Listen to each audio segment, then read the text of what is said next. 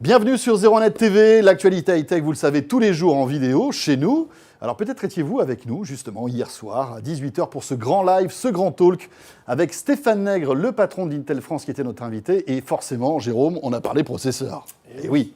Processeur pour PC, processeur pour smartphone, mobile, tablette, et processeur pour objets connectés aussi, auquel s'intéresse beaucoup Intel. Alors voici le meilleur du grand talk avec Stéphane Nègre.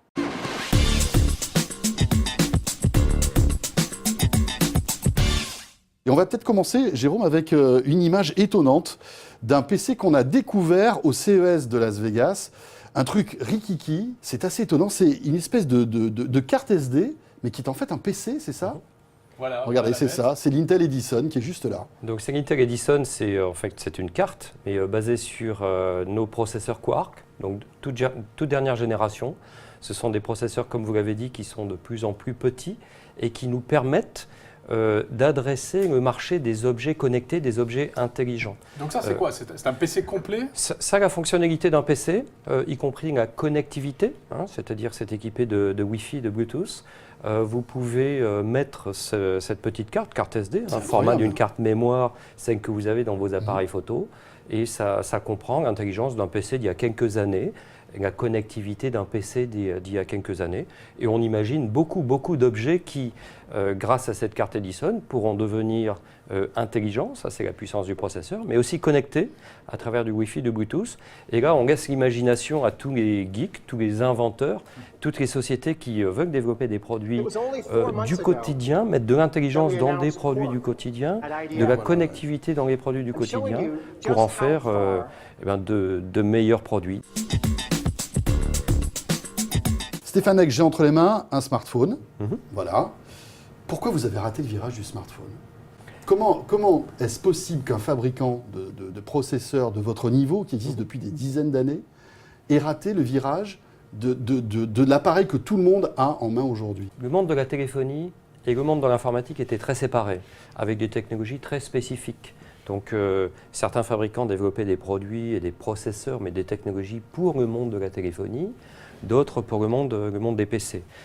La loi de Moore étant ce qu'elle est, la loi de Moore c'était un des fondateurs d'Intel, la loi de Moore dit que tous les 2 ans, on peut faire des processeurs 2 fois plus performants ou 2 fois plus petits ou qui consomment 2 fois moins. Donc il y a vraiment, dans notre industrie, un effort de recherche et développement très important pour permettre de développer des processeurs toujours plus performants ou toujours plus petits, qui consomment de moins en moins, ou les trois à la fois.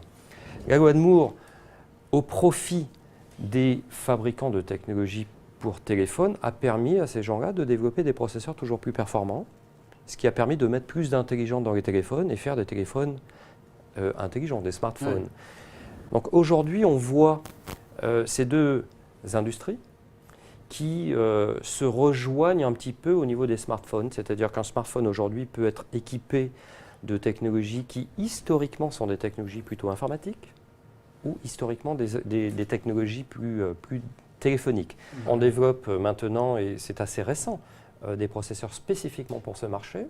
Vous auriez pu me parler de tablettes aussi, où on n'était pas présent historiquement au démarrage du marché des tablettes. On a développé des produits spécifiquement pour les tablettes. Mais c'est votre job aujourd'hui, c'est-à-dire que vous vous positionnez véritablement bien sûr.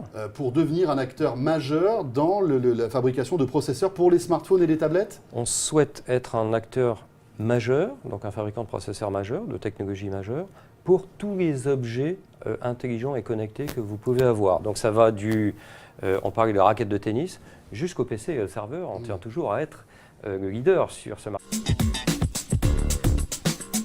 Donc je vais vous parler de produits 2 en 1. En fait, il y a une croissance très forte dans le milieu des tablettes. Je vous ai dit, il y a une stabilisation dans le monde du PC. Ces produits-là offrent le meilleur compromis entre les tablettes et la performance que vous aviez, que vous souhaitez toujours avoir dans un PC. C'est un segment qui est en très forte croissance, qui est tout nouveau. Donc il faut expliquer aux gens. Il faut expliquer aux gens qu'ils ont une machine qui n'a pas de compromis, donc qui offre, et je peux l'utiliser en permanence en tablette, si je souhaite, comme un PC. Mais c'est forcément un peu un compromis, ça fait une tablette un peu plus lourde, toute dernière génération. Un peu plus petit quand même. Pas forcément, quand vous l'avez, c'est une tablette. Mais ça pèse, ça. Allez, vas-y, oui, puisque tu as... C'est la je dirais 1,452 kg. C'est la performance de votre très bonne machine Intel Inside. Ah, Ah oui. faudrait faire des tests. Alors, je vous montre une 70, petite carte. Ça, c'est 72. pour les développeurs.